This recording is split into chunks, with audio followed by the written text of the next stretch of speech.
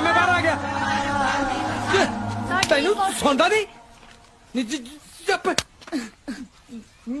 बोलता नहीं मैं किवें बोला जी मैं किवें बोला जी मेरा बापू महीने दा बीमार पे अज उठया ते अज ही काम ते गया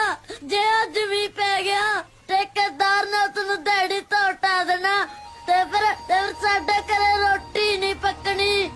पर जे तुसी लोग चाहने हो भी असी ऐ भुखे मर जाइए तां मैं बोलांगा तां मैं बोलदा काली इट्टा काले रोड मी वरसा दे जोरो जोर रब्बा रब्बा मी वरसा साडी कोटी दाने पा काली इट्टा काले रोड मी वरसा दे जोरो जोर रब्बा रब्बा मी वरसा साडी कोटी दाने पा काली इट्टा काले रोड